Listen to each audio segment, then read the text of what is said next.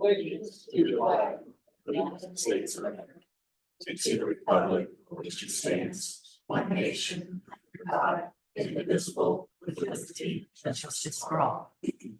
Roll call. Aldermember Starr. Here. Lackey. Here. Carey. Here. Polson. Here. Eller. Here. Kerrigan. Mayor Barner. We have a quorum. Welcome, all visitors tonight. Really glad you're here. Thanks for coming out. We will move to the consent agenda. We had a finance meeting this afternoon and I had about 6 questions and Amy answered one of them and Shawnee up too. So I'll make a motion that we approve the consent agenda. Second. Got a motion and a second, all in favor? 6-0. Mayor report. I get to read a proclamation. This proclamation has to do with Constitution.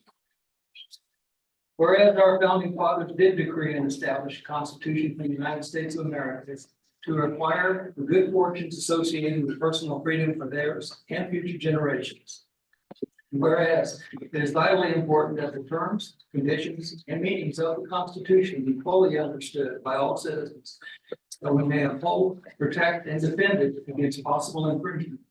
And whereas September 17th, 2024 marks the 237th anniversary of the signing of our Constitution, which provides a momentous opportunity for all Americans to discover and recognize the accomplishment of our forefathers and to ponder the rights and privileges of citizenship, as well as the responsibilities thereof.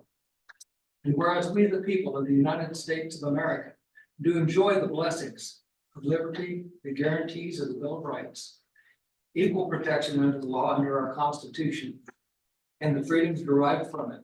And whereas all American citizens should observe and respect their independence as guaranteed by our Constitution with fitting ceremonies and commemorative activities during Constitution Week as ordered and proclaimed in 1956 by President Dwight D. Eisenhower and Congress of the United States of America. Whereas Public Law 915 guarantees the issuing of a proclamation each year by the President of the United States of America designating September 17th through the 23rd as Constitution Week. Now I therefore, Brian D. Barner, Mayor of the City of Odessa, do hereby proclaim the week of September 17th through the 23rd as Constitution Week.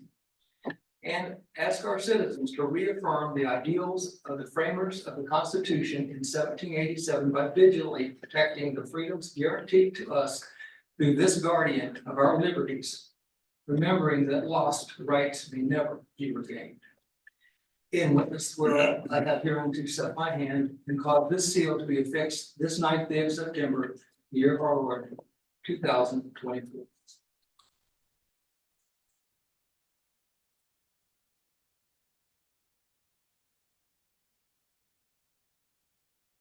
Thank you. All right, and really don't have anything to add to the mayor's report this week, so I'll move to the Alderman Pike. I received a phone call Saturday morning about an item that we will be discussing tonight. And I would really like to thank the young lady who called. And I'd really like to thank the nice lady who wrote the article in the paper who stated, if we don't know about things, we can't fix them. Alderman Carey. I've got a few emails and a few phone calls as well about something we're going to talk tonight. And I want to say thank you as well to those people who are willing to share with us their perspective. There were some things that I hadn't thought about. And it took me and Mike on a road trip on Saturday, and we went and looked at some things, talked to some more people. And hopefully that will weigh into the decision, the discussion that we have today amongst the other alder people about one of the topics tonight. I also want to remind anybody specifically from Ward 3, but all wards are invited about Wednesday night's community meeting here at 7 o'clock here at the building.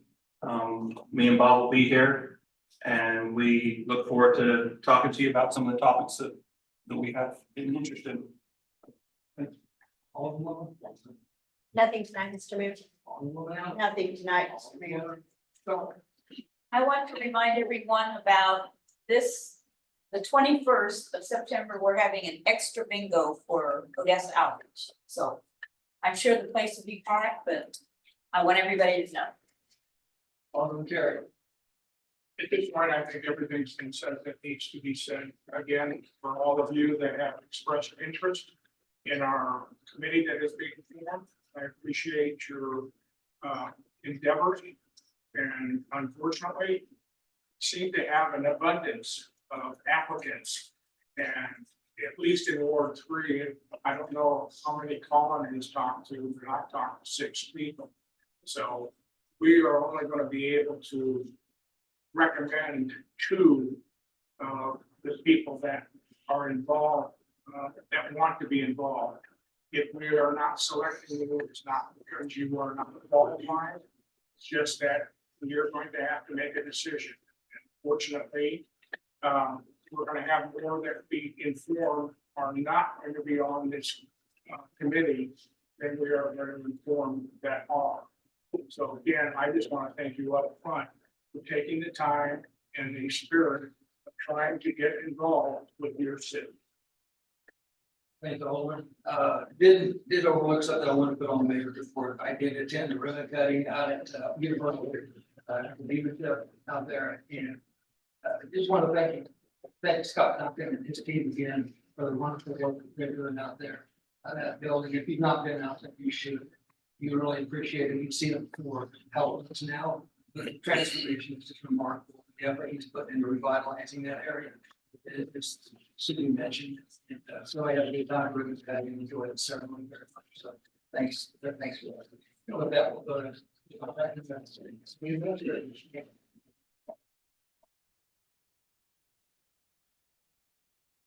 Good evening, Mayor and Board of Aldermen. Just a few updates on operations. You guys will hear shortly from School Resource Officer Sam Bell and get to meet our new officer, Radar. So I won't dig into that too deeply, but our school resource officers will be attending the school board meeting tomorrow. And then we'll also be attending, or Radar and Sam will also be attending the Lafayette County Children's Services meeting as well this week on Thursday. That program is going great, so I won't dig into that very much. I'll let Sam do that. Another big item for our police department is the code enforcement permitting software. So it's kind of less of a permitting software, but we're using the software for code enforcement. So that will actually go live internally next week. Not for certain the go live date for the public, but that will include an interactive map for the public to be able to place code complaints and submit those to our code enforcement officer. So we're very excited about that platform. We're also discussing shoring up our licensing and making sure all of our licenses are on the same calendar cycle. So for example, dog licenses, they're currently on an October cycle, just because that at the time when dog licenses went into place, that was when our fiscal year was. So we just want to make sure that those are all shored up. So that would be an upcoming ordinance change. Another item that the police department is currently looking into is researching not only the scooters, but also all slow moving vehicles and making adjustments as needed to those ordinances. So including UTVs. So that will be upcoming as well. For the wastewater department, as a part of this CIP, they recently had originally was 20-foot section of Main Street sewer was repaired by Triple C. So that project has recently been completed. Major improvement for that area of town where we had significant tree roots in the mains and I&I going into the system. So that project is completed and a major improvement for our system for wastewater. Like mentioned in the past, we've got the root cutter now for our jetter, and that has been working very well for our crews that are out there maintaining our system. Another item that wastewater is working on this upcoming week or next week is some improvements at 610 East Orchard. which is a trailer park where we noticed that some of the lots that don't have trailers on them, they have some open sewage lines, so that creates kind of a funneling system and additional I&I for our wastewater system. So our crews are going to go out and make sure that all of those open lines are capped at that address. Moving on to finance, we have filled the AP clerk position, so we've hired Anna. We'll have her come to a board of alderman meeting and introduce her to you guys soon, but we're excited to have her, excited to be fully staffed at City Hall. That's a big improvement for us. We are up to date. August is closed out.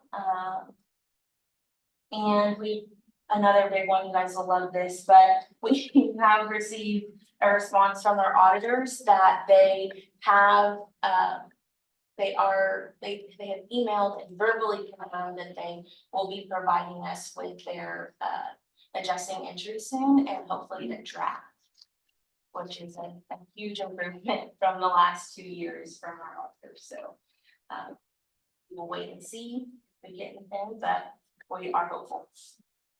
From our water department, I mentioned in the past few meetings that we had some electrical issues at the well. Those issues have been identified, and luckily they were very minimal repairs for us. So we were very grateful for that. I mentioned last time that the center column, the scraper at the water plant, that repair is scheduled to be replaced in September. You might have noticed today, Darren placed some bollards at Railroad Park. We've had issues with the concrete at the larger or the taller area of concrete where there's kind of a drop off. We've had issues with that in the past, so we decided to add bollards to more visually show the differentiation between the concrete for both vehicles and pedestrians. So Darren installed those bollards today, and then they might already have, but chain between, they don't, they might. They will have chain between the bollards, so pedestrians will see and not remove the safety concerns that we have there. So that's a big improvement.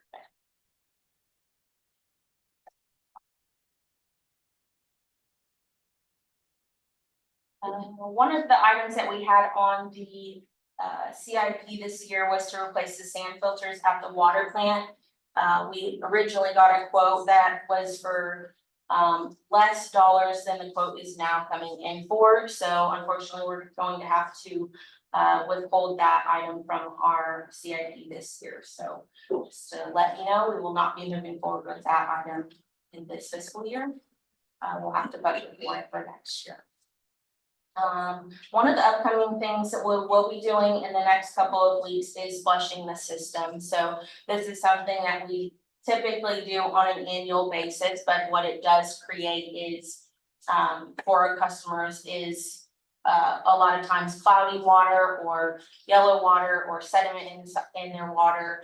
So we'll make sure that we put out some informational material and as much communication as possible prior to flushing the system, but it is just an annual maintenance thing that's required for the water system, and it consists of us turning on our fire hydrants, letting them run just to get the kind of water to flow and the sediment to break up that has sat inside the water lines. So it does kind of generate some calls and concerns if people haven't seen any of the communication that has gone out about it. But I just wanted to let everyone know that that is upcoming and will be done in the next couple of weeks. If you remember last year, we did what we call a burnout, which is when we have to add additional chlorine to the system per our regulations. So we don't have to do that on an annual basis. So I just wanted to say that we do not have to do that this year. So it creates a scenario where the system smells a little bit more chlorinated. So we do not have to do that this year. We will be sending 2 water employees to training this month. So they'll be gone 2 days a week for the next month. to get their water certification. And the street department will be working on street cuts to clean those up a little bit. We have 2 water services on Johnson Drive, and we're waiting for the developers to repair the street on Benning still at this time. The street department will also be repairing over on Fifth Street between Gulf and McDowell, as well as one at the reservoir. And then we're still continuing to try to acquire as many, or as much information as we can on lead and copper. We're looking into maybe putting out some additional door knockers for areas of town or older areas or older neighborhoods in town that we know that we have less information on. So some neighborhoods might see flyers or door knockers on their locations. Moving on to the electric department. The electric department has been working very diligently on the sidewalk project and the electric plans for that project. A lot of detail and fine tooth combing that is going into that at this phase, so just a lot of detail there.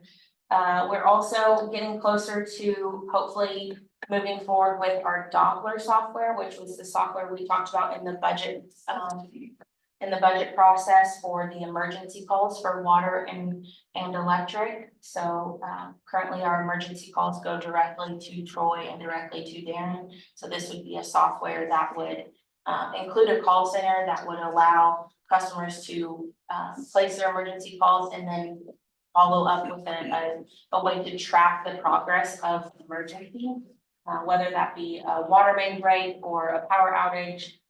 It just would allow for a more transparent and direct line of communication to those directly impacted by the emergency. So we're hoping to move forward with that contract or bringing that contract to you in October or November. If you might have saw on social media, we sent 2 of our electric employees to the MQA line worker rodeo this past week, and Aiden Wild, he actually he's a first year apprentice, and he received first place on the academic test. He was the only first year apprentice there, and he got first place on that. So we're very, very proud of him, and we will bring him to our next meeting to give him full recognition for his skill and knowledge. The electric department is also working on a few pole change outs and is determined to get the north loop conversion at the hill completed before winter. For community development, BVA, the new BVA Academy, they received their occupancy for their new building last Friday, and the new liquor store is also working towards getting their occupancy later this week or early next week.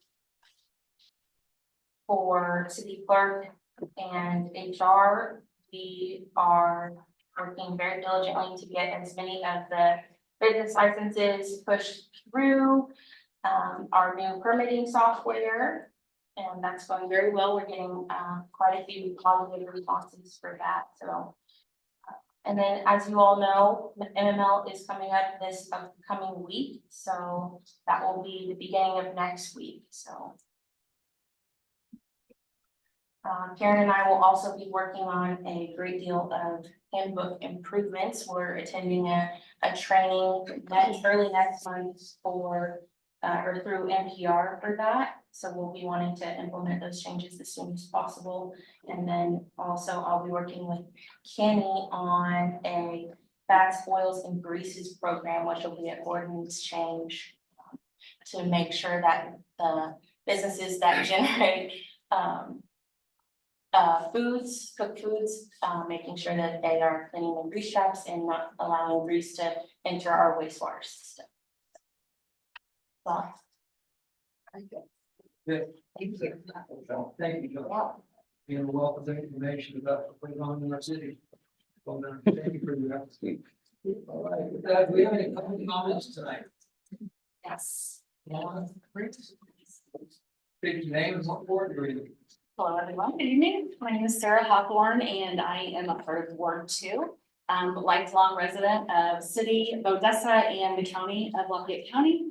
I'm here this evening representing not only myself as a citizen of Odessa, I'm also representing my family. My parents are Vernon and Lola Hawthorne, and my sister is Beth Hawk. She is here with me on behalf of our parents.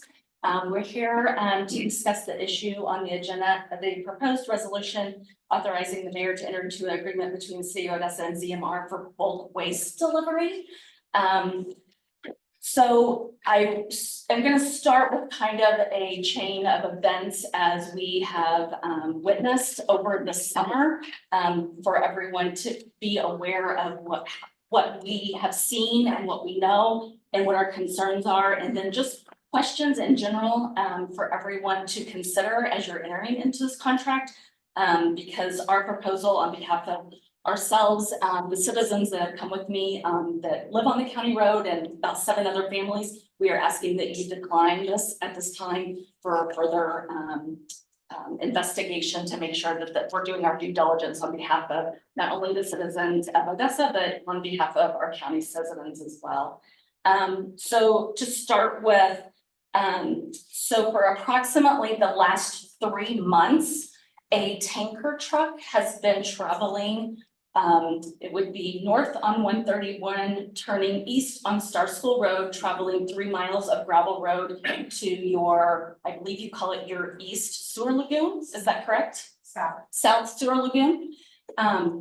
In that transport truck, we had no idea what was coming in. We assumed it was lime, but it travels the road, the county road twice a day, every day of the week, excluding holidays. And this has been going on for 3 months. During that time, we have witnessed high rates of speed, erratic driving, people driving on their cell phones. We're talking 1,000-gallon tanker truck on a county road that is not made for commercial transport of this weight and brevity. If we do the calculation, the math on this, 1,000 gallons twice a day, all summer long, we're looking at they transported in approximately 100,000 to 130,000 gallons of waste. The neighbors have made calls to City Hall when safety issues have come up because we have teenagers with driver's license that, you know, already are struggling to navigate these county roads, let alone when you meet a semi coming at you. It's very dangerous. I want to thank Brian Barner. Last Friday night, I was able to approach Brian at our community trivia event. And I really want to thank you, Brian, for the time that you took, because I know that you were with friends to listen to my concerns at that time. And then even better, the next morning we ran into each other at the coffee house and we sat for over an hour and discussed this issue. He was very open and very concerned, just as much as I was. And then he encouraged me to call my alderman. And so I reached out to Mike Hutchke and Donna Ehler both. And Mike, thank you for your time. You were great to hear my concerns. And at that time, Mike even took Colleen Kerrigan on a little field trip because they had never been to the South Sewer Lagoon. Again, I wish I had been with you. But they went out there to educate themselves, and Donna listened to my concerns today. And I just really appreciate everyone here listening to all of our concerns over this. Also, I have reached out to Mike Begeman, our Special Road District Commissioner. Mike Begeman, at the time, he indicated that he was aware that this transport of this waste was happening, that it was coming from the former Valley Oaks Meat Company. I don't know if the company is here representing who purchased it tonight, but my understanding in my research is they are limited to 1,000 head of cattle per day. So if potentially they are actually slaughtering, every day they could be slaughtering 1,000 head of cattle, and then that waste would be transported potentially into our city lagoons. Mike also indicated that he was aware of this and that the understanding was that this was not supposed to be transported to our city sewer lagoon by my parents, but to the North City Sewer Lagoon that is practically dry. If it was transported there, we would also be only, the transport truck would only be traveling approximately a half a mile of gravel road compared to the 3 miles of gravel road that it's currently transporting down.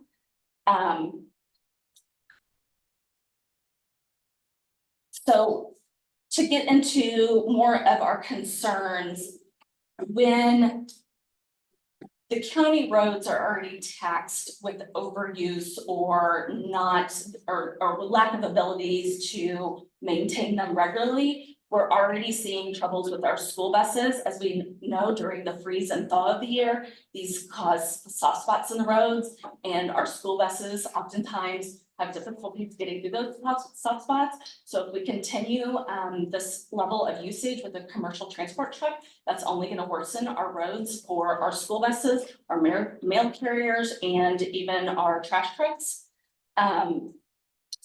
So one of my questions to the city would be, well, since the city will be collecting revenue off of this, will you be paying a road district impact fee to our special road districts to effectively maintain the road? We are also concerned about the environmental air impact caused by the enormous amounts of dust that is caused by these every vehicle going up and down the road, but it's even worse when these trucks go by.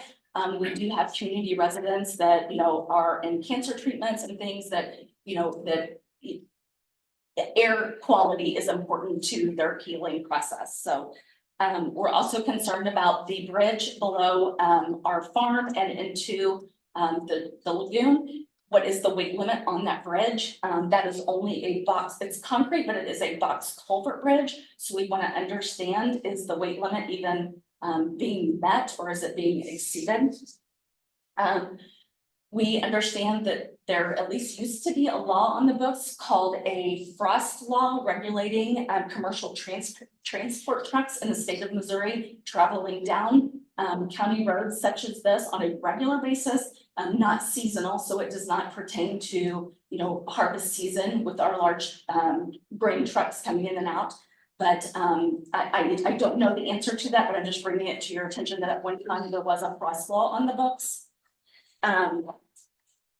So environmental concerns, the creek, ever since this lagoon has been put in, runs bright green. Our family on multiple occasions has contacted DNR to test the creek because it does not run a normal color. It has always passed tests. But of course, if we have waste coming in at that volume, you know, our waste from the city residents is predominantly almost a gray water.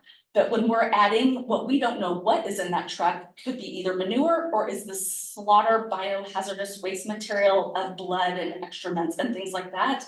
How is our lagoon able to process that to make sure that what is coming out of it into our creek system that feeds our cattle and all of our livestock and you know, everything is safe? We'd also like to understand yes, just exactly who authorized this to go on to this point, since it's now just now coming to a vote for our mayor to sign to collect revenue. We'd like to understand, has revenue been being generated off of this to this point? Or if not, why are we allowing this waste to come into our community to tax a sewer system that, as my understanding, was not engineered correctly in the first place? And as we know, many of our residents continuously come and complain about the cost of our sewer usage. So why are we allowing for over 3 months this volume of waste to come in from another county to tax our citizens? We'd also like to understand, give me a second. It's my understanding that the aldermen are just now learning about this. I don't know if I can't speak for every one of them, but at least the ones I've spoken to knew nothing about this prior to this evening. So it's very concerning that even our aldermen were not aware of this waste coming into our community. And then if everyone deems this safe, we would like to understand why this waste can't be sent to the North Lagoon, where I don't know if it's no longer used or if it's dried up, but to prevent the traffic coming down a heavily utilized and heavily residential road.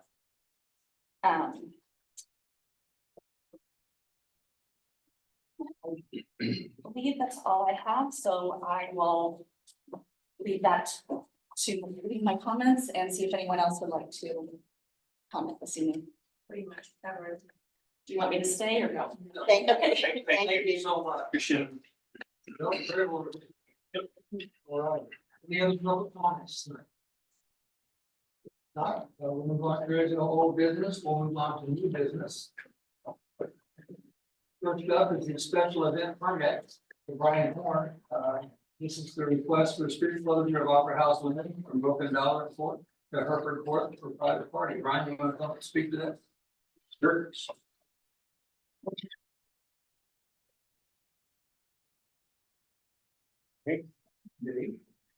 So I applied for the application for the street closure of my event, or I'm not really sure what this application actually covered, but to my understanding, and I could be wrong, it was denied because there will be people consuming alcohol at my event.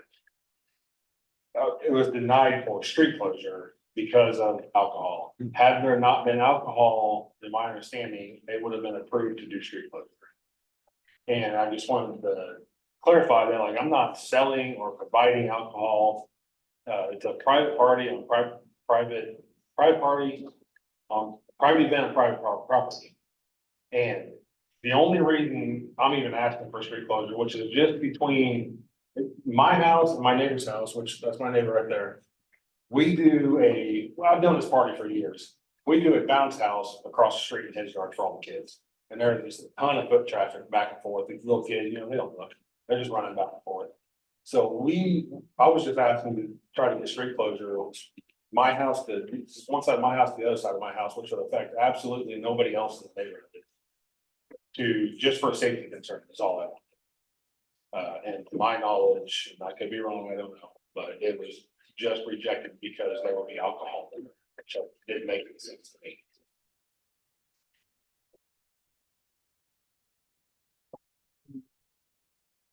Any questions? I don't have any for Brian, so what's the deal? So our new ordinance states that staff doesn't approve special event permits with alcohol. So we brought it to you guys, So we can do that. if you see fit. So that's one reason why it's coming to us. The other reason why is because there's a possibility of alcohol on the public street.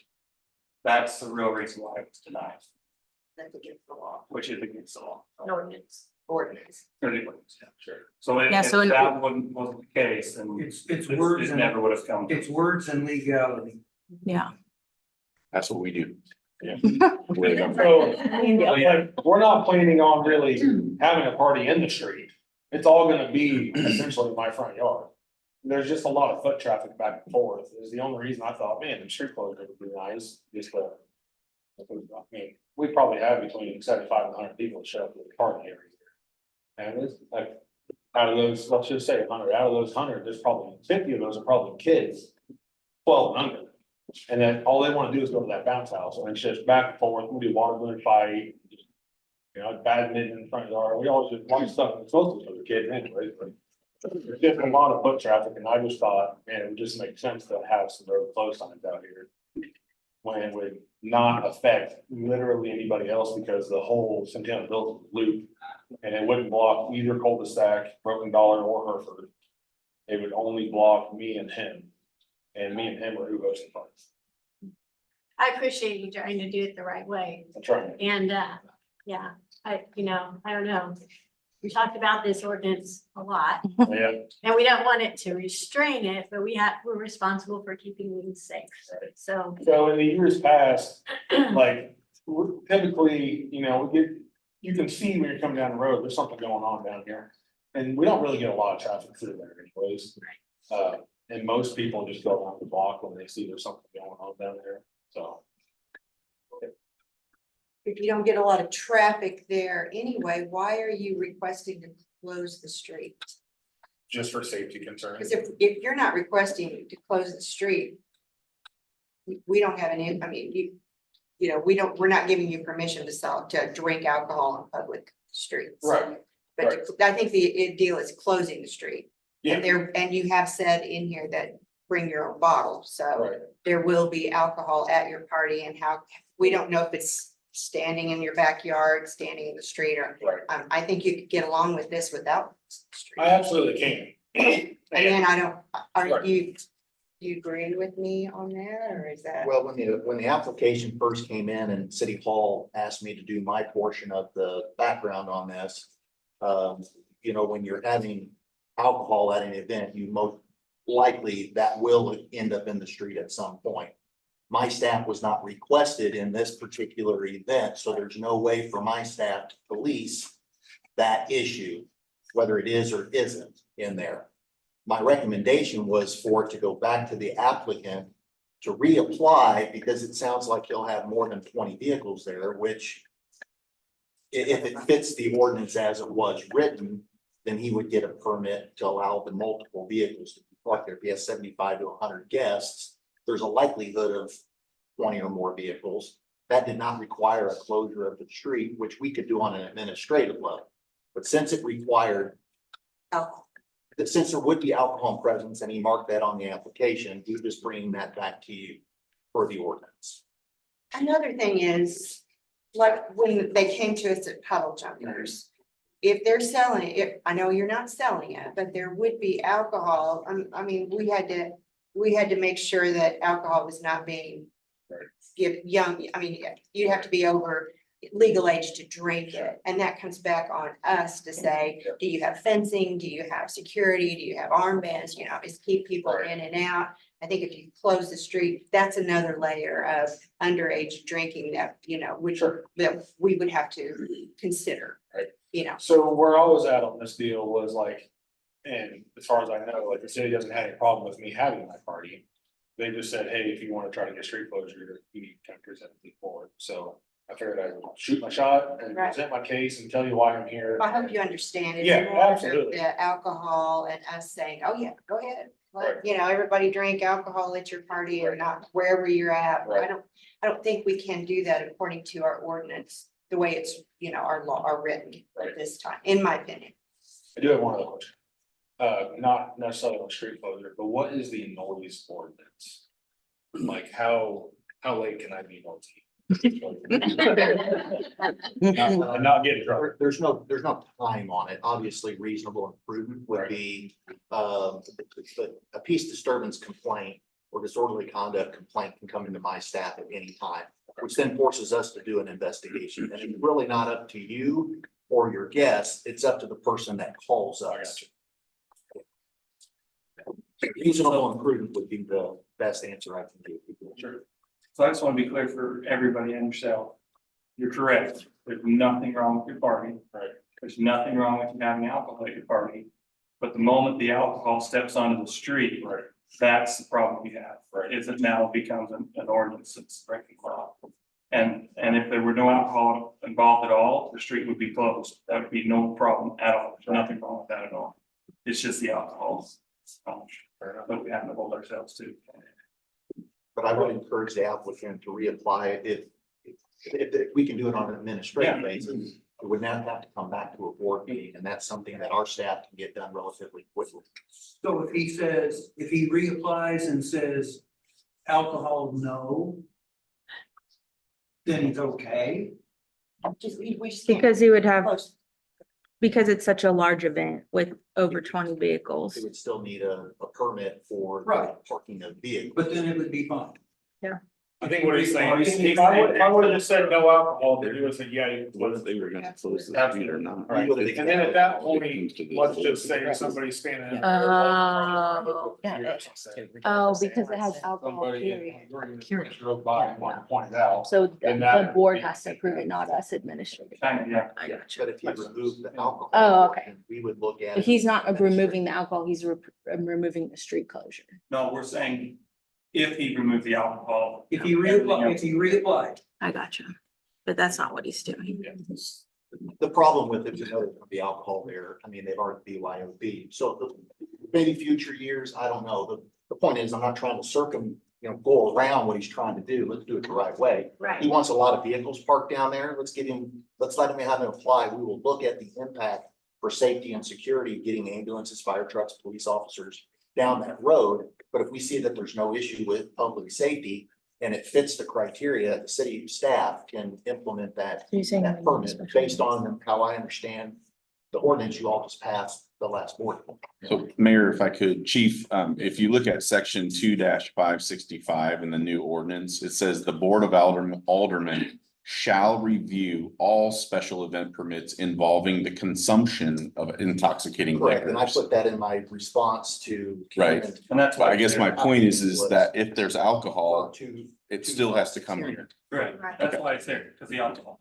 Yeah. It's not here for the street closer. But we don't Here for want the people alcohol. to be dishonest. I mean, that's not a great. Well, thing we're to not, make we're not it- asking to be No, dishonest. I'm just So- saying, you say go back and change it. Well, if he would have, if there were not alcohol. So Then the board needs to it- approve this tonight with a That's street not- closure. They could do that, you know. know, Yeah, I don't like an ordinance that encourages people not to be without the street. So a solution this evening for the board could be, Mayor, that the board could approve the application without the street closure. And it would meet everything in the new ordinance. You just wouldn't have the street closure. And then, it would be up for either, complaints by neighbors or, visibility, if one of our officers happened to see consumption of alcohol on the street, just like anywhere else in the city. If there's consumption of alcohol on the street, then it's a citation. And doesn't it in the permitting say it's gonna run until a certain time? You were asking how late can I go? Just like noise ordinance, so we were gonna. So you- kinda- Yeah. we were- You'll put in there a time, it's an end time. and a Yeah. start time. Yeah. Yeah, we have for 5 to 10. Yeah. I'd entertain a motion. May I ask a question real quick pertaining to it or something? So if we were to reapply. Can we have your name for the? Sure, Chris Reynolds, 506 Opera House Lane, Ward 3. So if we were to reapply for the special permit without street closure, but given the size, the number of vehicles parking. One, if we have the permit applied for and there is a nuisance call for the number of cars along the street, that's taken care of internally on your part, so we won't have any issues. I mean, that sounds like they can approve it Yeah. tonight. We don't, he's saying you don't have to reapply right now. We'll approve it on condition. Okay, secondly, if we have the cars lining the street, we have just children at play signs, we could set those out. Would that be a problem posting that signage? It's not a problem to post it on private property. You wouldn't be able to pull it out into the roadway. Just leave it in the yard. You don't have. We've got. We've got some children at play. Yeah, so that wouldn't be breaking this ordinance. No, it's just As long as greater. you're not impeding traffic on a regular ordinance. Of stopping traffic, which have nothing to do with your parking. So you couldn't close it off on your own, because that's breaking traffic. Right, I understand, but having the signs posted in the yards, children at play where they're visible. So if there is traffic coming through, at least. I don't see any problem. Yeah. If you have this. I just asked Darren, he does not have those types of signs, but if you add them. Yeah, we have. Then. They've used them in the past. Yeah, yeah, I don't see. Just like normal, just like in front of your. Thank you. Yeah. Brian? Yep. You want us to take a vote on conditions, approve on conditions? I suppose those wouldn't have to speed things up. You wouldn't have to reapply. Yeah. That's what it is. Make a motion to approve, with a permit. Where is it? Yeah, for Brian for personal day with conditions of removing the street closure. A motion and a second, all in favor? 6-0. Thank you. All right, now, I like this one. Staff introduction. of our new, officer. Sam Bell, come up and introduce us to Mayor. I'm gonna bring up, Officer Samantha Bell and Lieutenant Phil Salmon here, and Officer K9 Radar. I'm gonna do my portion real quick here. All I wanted to say was, my goal of providing compassionate crisis intervention, you guys know my passion for crisis intervention within the community. We train all of our staff at the police department, and our model is being, our program is being modeled by other police departments, not only in this county, but other counties. And Officer Bell might share a little bit of information about recent outreach from other rural police departments, not only in Missouri, but other states that want a program like this. They follow our social media page. They follow the good work of Officer Bell and our school resource officer program. I brought Lieutenant Salmon up here. Also, he handles a lot of the supervision for the school resource officer program. But I want to give him a quick shout out because he and Officer Bell worked very hard behind the scenes to make sure that this program was not taxpayer funded. This is funded through grants and it's funded through donations. And there's many folks in the audience today that were a part of that, but I'm going to let them visit and I'm going to get out of your way. Come on up. I know lots of people. So this is Radar O'Reilly. We already have a canine on the task force. His name is Hawkeye, so we just stuck with the match theme. He is 1 year and 4 months. He's a May 25th baby of 2023. He was born at Big Thunder Kennels in Oklahoma City, Oklahoma. Donated to Canine for Freedom and Independence out of Collinsville, Texas. And he is our crisis intervention stress management therapy canine with the Odessa Police Department. Just since I've had him, August 16th, he's had 10 deployments. Most of them in the middle school, one at McQuarrie for a PR event, which he went to an ice cream social. And then another one was at the police department. We had a runaway juvenile. The sister was upset, so he comforted the sister. As Chief Thompson said, I've had a lot of departments reach out to me about this program. Blue Springs School District, SROs, they have their actual own police department for their schools. They've reached out to me. There's a place down in Texas that have reached out, and there's also Independence that has reached out to me as well for canine like him. He is stationed at the schools with me, and I will tell you that not only students, but the teachers love him too. I've had multiple teachers come in and just sit in my office and love on him so that they can get through their day. We want to say a huge thank you to some of our donators, Mr. Steve Wright, Miss Phyllis Ferguson, Mr. Tony Gardner, the VFW Riders, the VFW, American Legion Post 268, the VFW Auxiliary Swell Signs, Going to the Dogs, Mr. James Granville. Yeah, I always butcher your last name. I'm so sorry. Lafayette County Children's Fund, Casey's General Store, and Walmart. We also had multiple other anonymous donors. He is going to be a great asset once we start getting him out into the community. All the boys have to do is call me and we show up and we help with any kind of trauma incident, any kind of crisis that this person's having. He comes in. There's so many statistics that I can shout at you, but I do really bad at crowd speaking, so my mind's blank. One of the most recent statistics that really speak out to me, especially in the law enforcement realm, is they did a study with these dogs.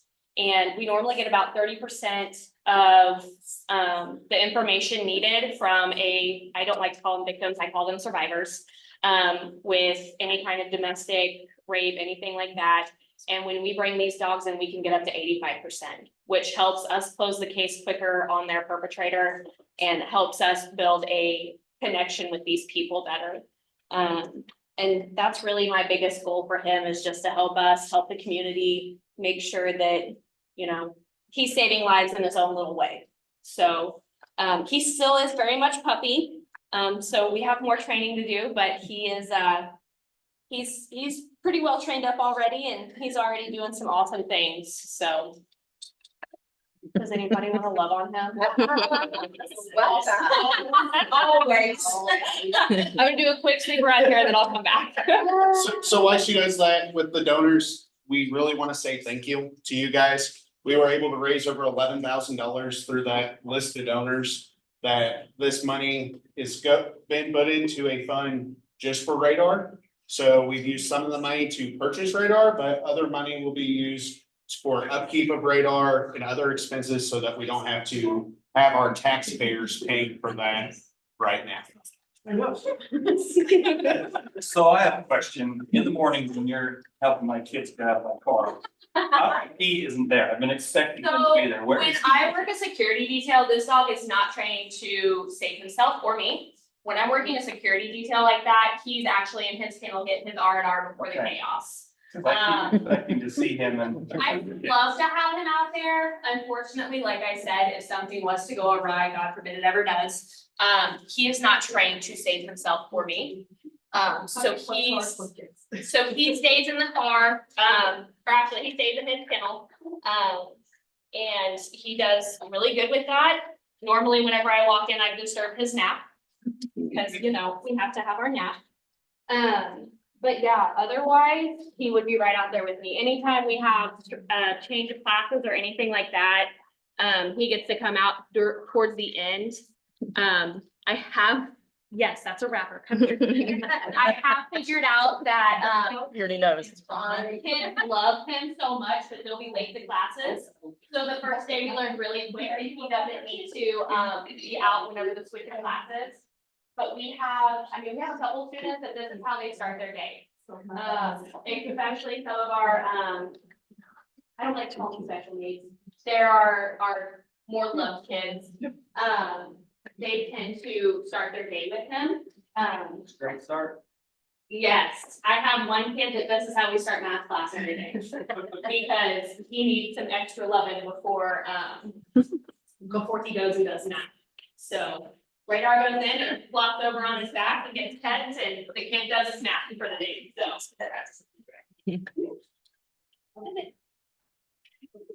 No.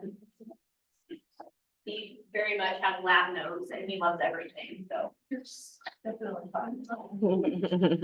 Any other questions? Thanks, sir. Thank you. Thank you for all your. And you'll see lots of good news. We're gonna push news out there and let you guys hear some of the good things that Radar and Samantha Bell and all my school resource officers are doing within the district. Thank you. And that's pretty important nowadays with what's, obviously happened last week in Georgia. So, Chief, I do have one request though. what's your request? We need to start every all-night meeting with that. I like that idea. Yeah. I didn't hear that, I'm sorry. We might have to start every alderman meeting with yeah, Y'all just call me here, I come. there you go. Okay. Anytime I get to have him out and him be socialized is a win for him, a win for us, so. Thank you all for coming. Appreciate it. All right, well, next up, we have the presentation by Chief Thompson for the Public Safety Focus Group. It's really right that he does this presentation because it's his brainchild, with that, Chief Thompson. Okay, thank you. Alderman, appreciate you inviting me for this purpose.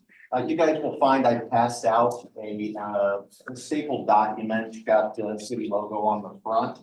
And then there's some slides. So Shauna asked me here recently to give you just a high level thought on this focus group. I can tell you that leadership team has met Mayor Shauna, myself, Amy Bench, and we have made some progress in providing you all information about how this group might look.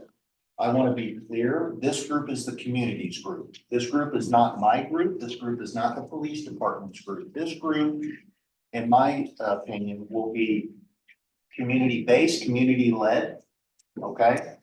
My staff, myself, other experts in the field will be here to support them. When they have questions, they can ask. If I need to help facilitate a discussion by bringing in an expert, we'll get that done for them. But I want them, this group, to model it how they want it, okay? I think the mayor shares that opinion with me. This group, there's three focuses, I think, when we started discussing this. This group should focus on public safety needs within Odessa. They need to focus on community values. They focus on fiscal responsibility. That's an important one. We want to make sure that the community can afford this facility. And they need to also bring in community perspectives, other perspectives than just my own, or other perspectives than my police staff. They will be able to collaborate, at least the idea is that they can collaborate with our architects and engineers that build police facilities, remodel police facilities, design police facilities every day of their life for many years. So we're going to get an opportunity to talk to those experts. They can interact with my police staff. My hope is that they take an opportunity to tour other facilities in the area. And I can help facilitate that for them. They're going to talk to our financial experts.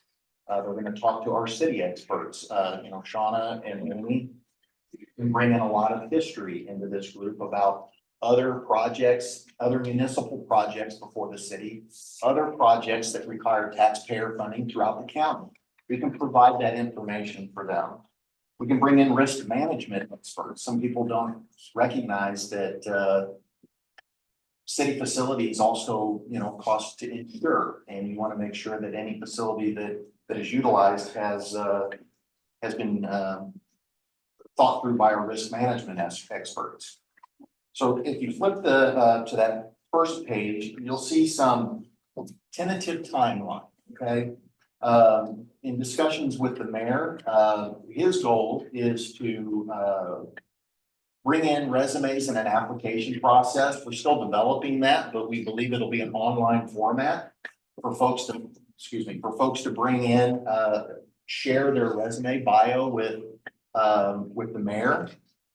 We expect that to be due by the 27th of September. That gives a few weeks to get that organized and brought in so the mayor can review those. The mayor has indicated he would love to have face-to-face interaction with these applicants.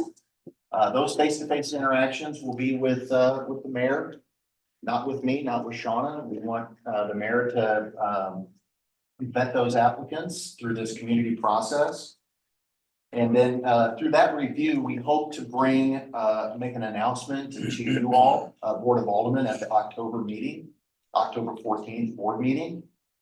And then also at that board meeting, we will, in discussions with our attorneys, we will bring forth a resolution or ordinance to give this group a little bit of, what do you want to call it, bones to what they're doing, right? And we're going to develop all of that so that you guys can formally adopt this community focus group. I've tentatively put a name on this group, Odessa Community Police Facility Development and Planning Group, but you can call it advisory group. There's many different names. So we're going to let this community group provide some instructions to the mayor on what they might want this official name to be. And when we bring it before you on the 14th, you'll be introduced to that. If you flip to the next page, some of the things that we foresee this group hearing about, obviously it's not limited to these, it can change with whatever their needs are and whatever they request. We can make those changes. But we'll typically do introductions. They need to learn what their purpose and responsibilities are. They'll get to visit with our architect engineers. They'll learn a little bit, I hope, they'll learn a little bit about police facility design basics. So they understand how police facility design can help the community through public safety and help the police officers, operate their jobs. And then also the current police facility needs. Some of those, and we've got some of these timelines. I don't give you exact dates. We're still trying to knock down the specific dates because we're going to use this location at the community building to host their meetings. One thing I skipped over, and I do want to go back. I'm sorry. These meetings will be open to the public. I want to make that perfectly clear. These meetings are open to the public. Anyone can come watch their interaction. They can come. We'll also have them in an online format. We'll use many media outlets to push the information out to the public the discussions that this group has. So I wanted to make that clear, and I apologize for skipping over that. Some other things they're gonna learn about capital improvement overview. We're gonna have financial experts come in. We're gonna talk about current revenues, what types of revenues can pay for facilities, whether it's remodel, new construction. They'll learn all of that. They can ask questions and they can immerse themselves in knowledge with monies, taxpayer dollars to help pay for a project like this. I would really like for them to tour other facilities in the area, and I can facilitate that for them. I do think they need to discuss animal control facility. Where it's located now is owned by a new developer. They're gonna want use of that building. So as a part of this project, how does the community want to, tackle animal control facility? So that should be discussed.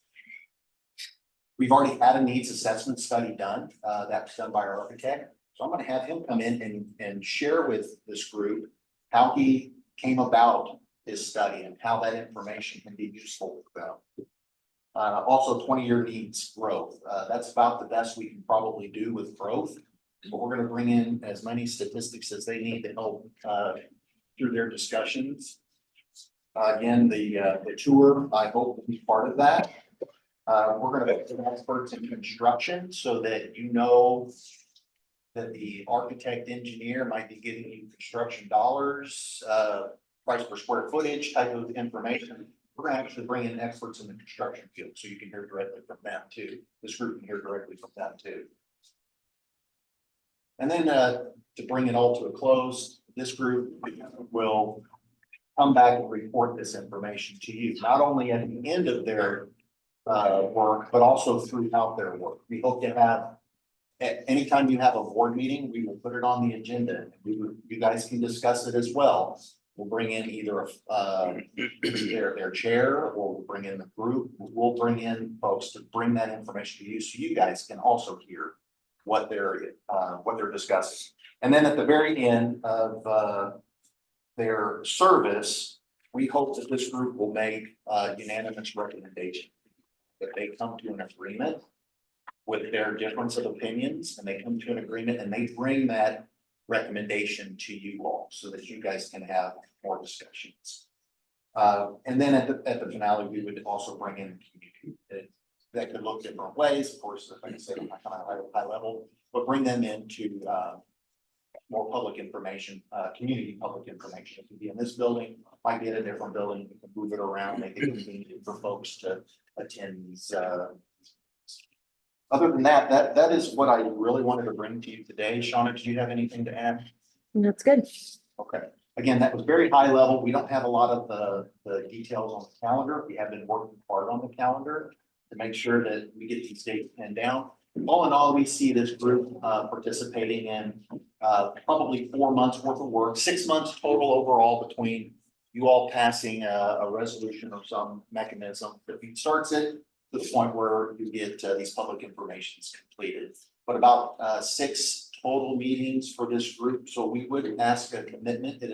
We would ask that it be a volunteer group, and that they would, when they do volunteer, that they're agreeing to the 6 to 8 meetings.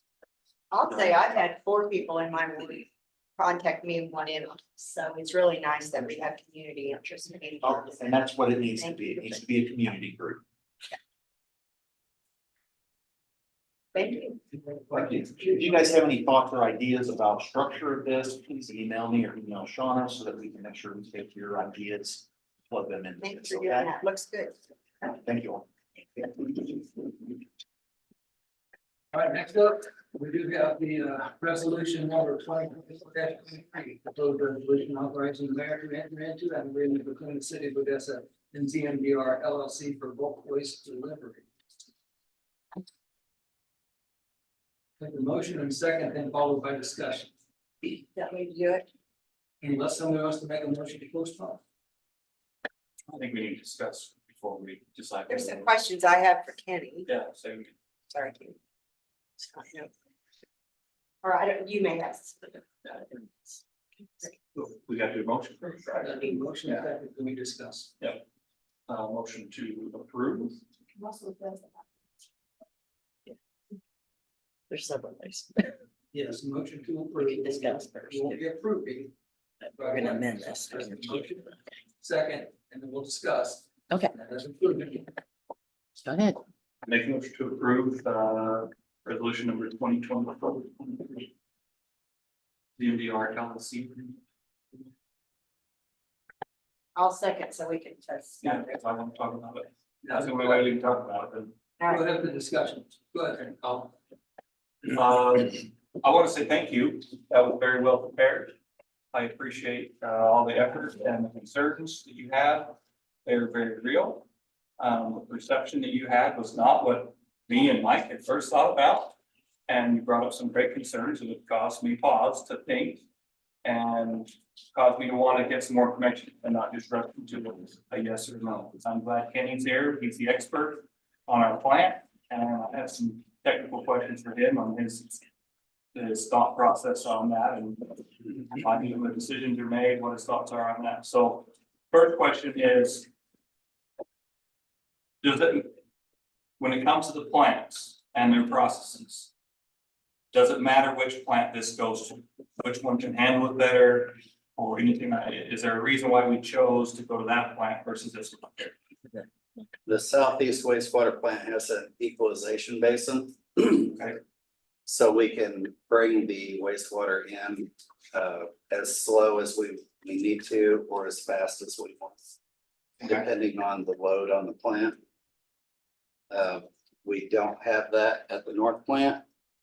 So if we were to introduce extra wastewater to the north plant, it would just flow through and we wouldn't be able to regulate it. Okay. That's a good reason.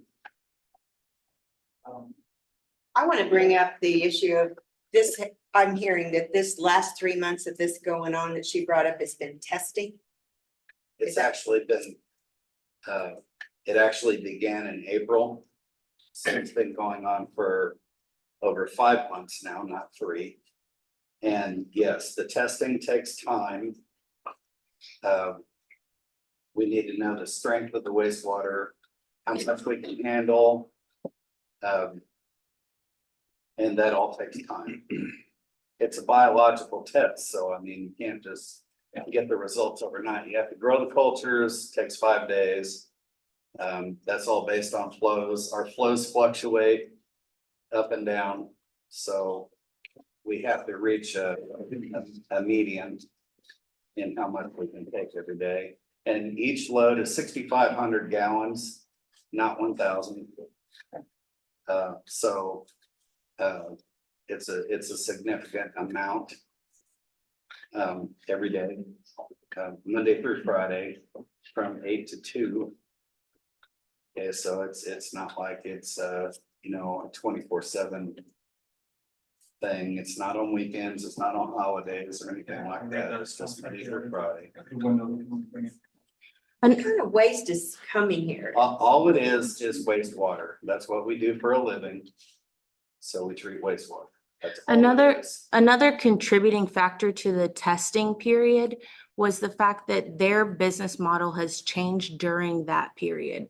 So whenever they first started bringing waste to us, they were bringing the actual cattle waste to us, and now they are no longer slaughtering. That's what they've presented to us, is that they're no longer slaughtering at that facility, and they're doing what's called flash freezing. So there's not the same process being done at the plant. So what the consistency of what they were bringing to us changed during that period. So what we were testing originally changed, which changed our what we were testing and what we were treating. Longer. Yeah, the correct. longer test period.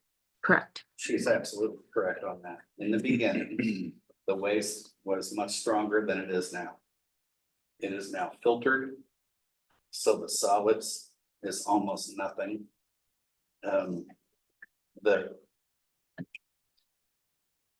BOD of the wastewater, BOD, okay, is simply a measurement of how strong the wastewater is. It's significantly less now than it was before in the beginning.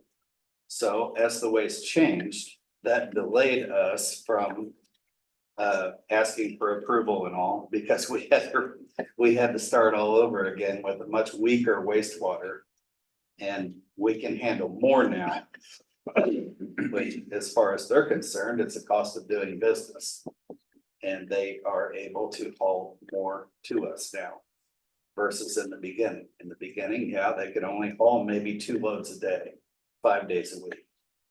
In some cases, when we had low flow at the plant, then they could only haul us, a couple, 2 or 3 loads a day. Well, now, they could potentially haul us up to 6 or 7 loads a day. If they can get it to us fast enough with enough trucks, we could handle it. With them changing their process, they're talking about maybe hauling us maybe 1 load every other day. So Would they ever go back to their as things are previous? changing, we're trying to kind of adapt, and one thing we know for sure, if they keep up this frozen food process and bring us filtered weaker wastewater and less of it, yeah, we can certainly handle that, no problem at all. Also, And theoretically, there's a lot less traffic on the gravel roads, which is what people are. and it concerned reduces the about. revenue as So, I well. mean, it'd be better for everybody, I guess. What other treatment plants in the area do they have as an option? Are there any? They didn't have any other wastewater treatment plants as an option within this area as far as like Green Valley, Oak Grove and so on, because they asked us first.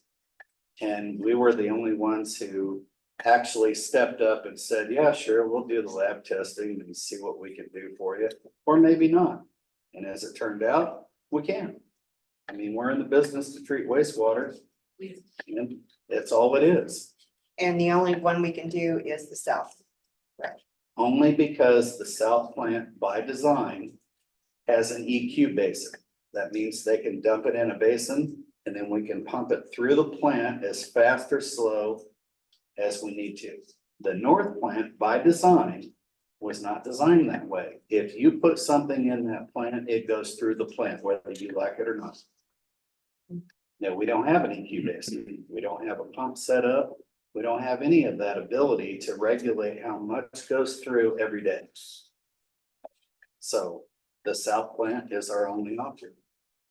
So is our income based on load? Each load? The income is based either- off of the, like the BOD, what he was saying. So that calculation at the end of the contract. So you plug in the BOD, the Suspended solids suspended solids and the, was it? and the volume. The That volume, gives us our loading rate for the day that we can handle. but the amount that we can charge them is based off of the BOD and the suspended solids. So basically how dirty it is. Okay. The dirtier it is, the more expensive we will, or the more higher rate we'll charge them. Answer your question. Go ahead. Beth Fox, rural maybe, but daughter to Vernon and Louisville, hot more than neighbors. I'm just curious, I used to own property within the city limits of Odessa and I know what the sewer rates were at that time. So with this contract, what could the average citizen expect their bill to go down for the increased benefit to the city? We don't have an answer for that at this time, just like what we were saying, how we don't know what their business model is at this time. We don't know if, we really don't know the impact and the consistency of how often they're going to be bringing us loads.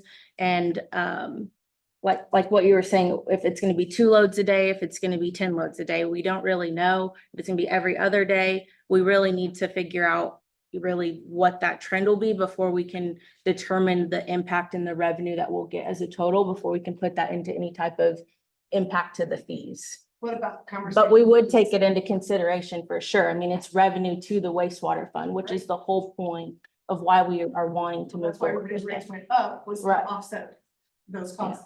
What about conversations with the special road district? Not something that I've considered at this time. But You know, when you live in the country, you have to privately pay for dust control. And when two semis treat it like an interstate and convoy down it twice a day, I mean, that's private money that's being used up with, and we're not talking about just a regular truck, we're talking about semi trucks. I have video of it if anyone would like to see it. I'm sitting on my mother's front yard as it was going by, so.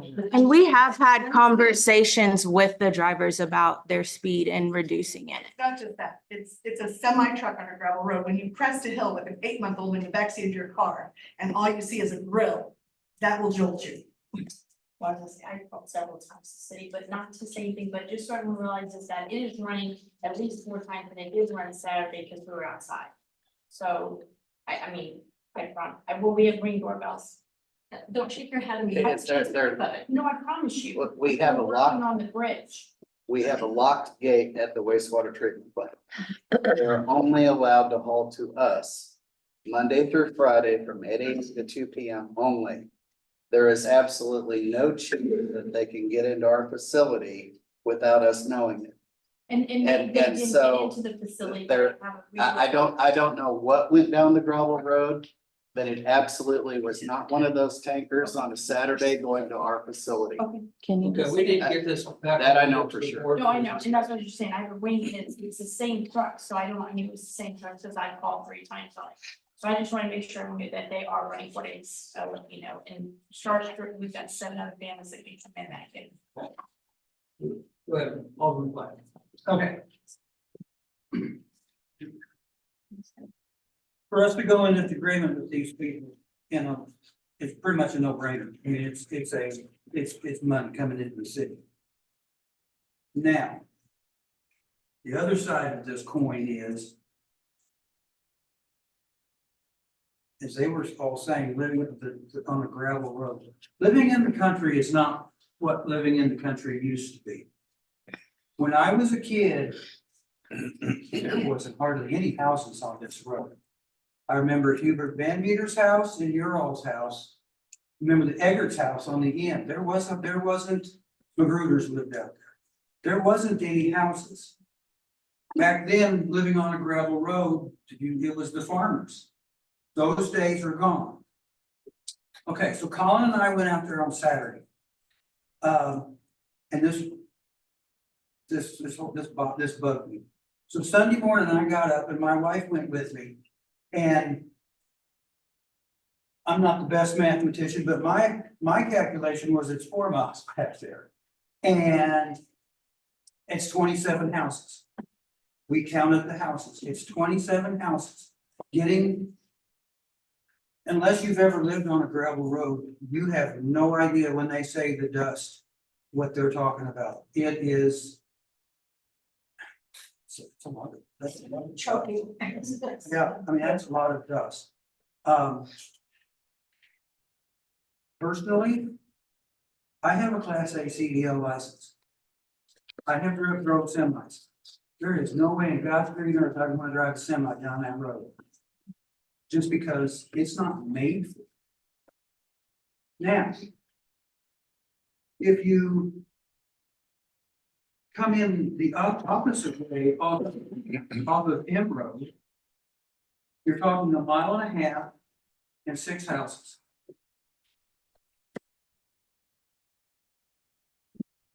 We went out to the north plant, which I guess we can't use, but that's only 3 houses. And like you told me on Saturday, you know, we all feel like you really have no say in this because it's a county road. This is not. But we can't, even as a citizen, I pay county road taxes. Right. So we as citizens do have a right to speak up Right. about how our county roads are being used as if we're paying taxes for it I guess also. opinion wise, if you live in town or if you don't live in town, you're still part of this community. You come in and you pay taxes and whatnot, you are still part of this community. And yeah, it's gravel roads are not made, they're not designed for hauling, for large truck traffic, such as. When you sign the contract, is it a yearly contract? Is it like something like that? Something we're discussing it? It's an open-ended contract. There is no date. We can kill it every time. And then would the city be willing to take some of the profit to, pay the, take care of the road out there, That way, knowing that your concerned future city park is also going to sit on Star School Road. Do you want the transport trucks driving by your city park where children and everyone else plays in the future, which again, we can cut the deal, but things to consider. My suggestion for me to get on board with this is to have them not go down Star School Road at all. To go across you, up and come back out top. It's less dust. Safer for everybody, paved road almost the whole thing. It may take them a little bit longer. But they pass a few houses, not 21. Trucks will inevitably, I have a CDL as well, they will drive slower because they're hitting corners. They are not, I'm telling you. No, They no, are hold on, you didn't listen to me. They will drive slower if they come in the north because they won't have the time to get up to that speed. Coming to Star School Road, it's a straight shot. If they come in on the north side, they hit 3 really 90-degree corners. You're not getting 6,500 gallons up to 80 miles an hour. That's not happening. Well, there's that hill there. Even worse, see, so that you're not gonna have the speed problem. Okay, I've run doubles and triples, I know what it's like to haul a lot of weight, you're just not gonna get up to that speed safely. And come winter time, these roads are gonna fall.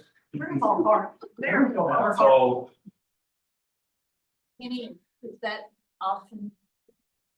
Is that an option? Going back. Of course, it's an option.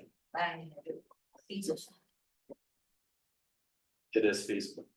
yeah, what are your thoughts on that? Yeah, other than it's feasible, do you have any thoughts on that? Opinion on that. So when this contract be amended, make sure that happens. I mean, we can tell them to do it. It's a negotiation. I mean, if they say no, then, I mean, then you may be out that opportunity for the revenue and, and then we'll just bear the cost for the citizens on sewer rates.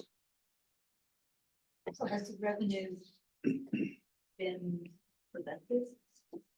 We haven't, We've been testing it. yeah, we don't have it yet. Do you want it, Joe, do we want it in? Mayor, One more question. you've got to have them come up and they need to speak and say their name. Please. Sir. Microphone. Oh, I'm sorry. I know. I'm Mike Williams. I live on Star School Road, so my only concern is the same as everybody else's, but all I've heard is that you have no idea what kind of financial impact. You're gonna enter into an agreement. You have no idea what kind of financial impact you're gonna get out of this. All you're gonna get is a bunch of citizens, especially that still use the same school district. Well, we don't pay city taxes other than what we do business in here. But I mean, you're gonna have a lot of disgruntled people, especially down that one road.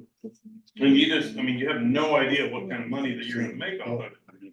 I don't understand how you would enter into any kind of an agreement, not knowing what kind of financial impact it's gonna have. That makes zero sense to me. We do know what that's. The truth you want to say?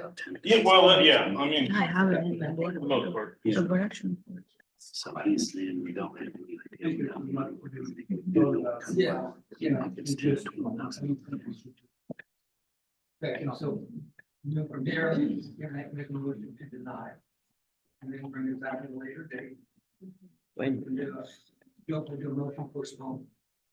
You do a motion to postpone consideration. I mean, if it's the board's preference that we go back and talk with the contracting partner about, what they'd be willing to do, it would not just be, I would assume, contracts are give and take. So if they have to drive further, it's more expensive for them. They will probably say, then we will pay you less for what it is that you're doing. And there will be a financial impact to the city one way or the other. And so it, you know, all we can do is if you're not ready to approve it tonight, is if you've got some direction you want us to, you know, ask them to do a path, then, you know, we could bring you back a different contract, if they're willing to still do a deal with us. So, has consideration been given on our own treatment plant, how this extra flow, whatever it is? The wear and tear, extra money that we would have to put into that as far as maintenance. The more you use, the more upkeep it's gonna take. Have we taken that into consideration? Yes. Absolutely. The impact is very minimal. And Mayor, if I could, like, Mr. Schneider, when we build these facilities, right, we build them bigger at the time that we build them than what the city needs at that time, so we have the ability to grow into it, right? So, I mean, because we don't build these every year, Correct. right, so. We have the room and the ability to handle the waste with very minimal impact. So by the time essentially that they come to full capacity and they're making, essentially bringing in the revenues that you will be at kind of the max level, we're at a point where we're already starting to look to building another plant. We kind of start the process over, right? This is the way to- Of the same facility, yes. Yeah. Correct. I don't have any concerns on whether the plant can handle it or whether any judgment on that. I have no lack of confidence in that at all, in my opinion. I wasn't doubting it. Yeah, I'm not saying. No, I'm I not saying just that. wanna know how we planned it. It has to be infrastructure and several things. Seems to be the amount of traffic on the road. Yeah. I think that's the thing. is just traffic. If we have. What gets me is like, yeah, you turn it up to the school buses, that was a good point. So we've got a motion to approve in a second. So Mayor, right now you have a motion to approve just the ordinance or the resolution as it was presented. That was made by Alderman Kerrigan. So if Alderman Kerrigan, if you would like to modify your motion in any way, then you could, that would be a secondary motion on top of the initial. We could modify that motion. And that's a separate vote. And then once it's modified, you can vote to approve that when you get there. Does that make sense? Modified it, postpone it. Yeah, I believe so. That allows us to go back into negotiations again and. Yeah, so you could, for example, you could say, I would like to modify my motion to postpone consideration this evening and have staff get certain information. And then that could be seconded, that would modify it and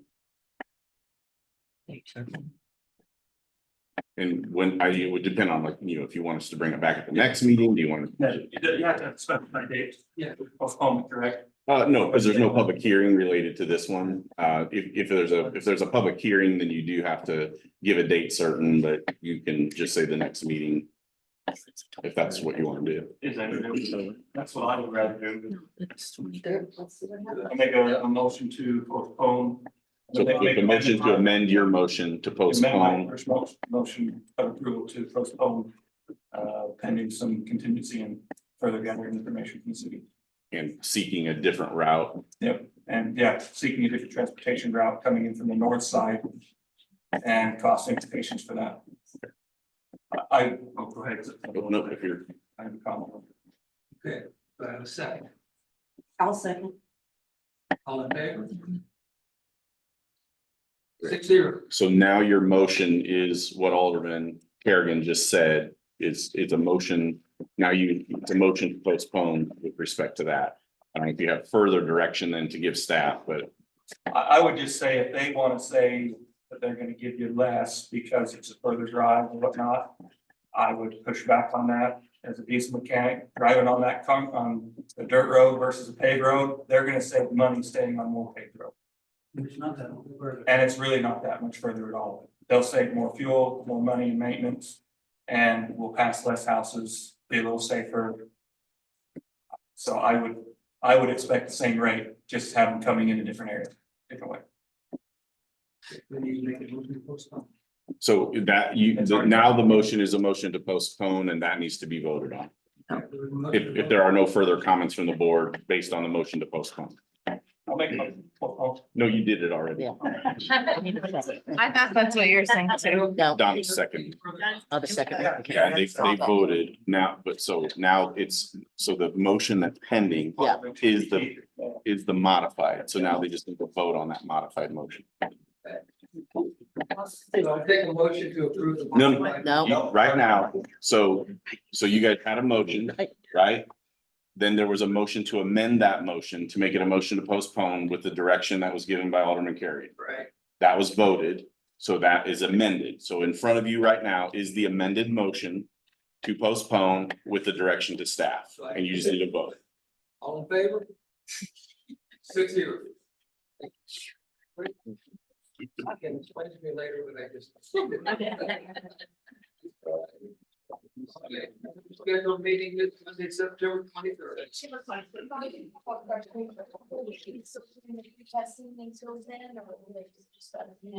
We'll have to ask Kenny after the meeting. But then I take a motion to adjourn. I'll make a motion to adjourn. Motion second on favor. Who seconded? We're adjourned. Who seconded that? Oh.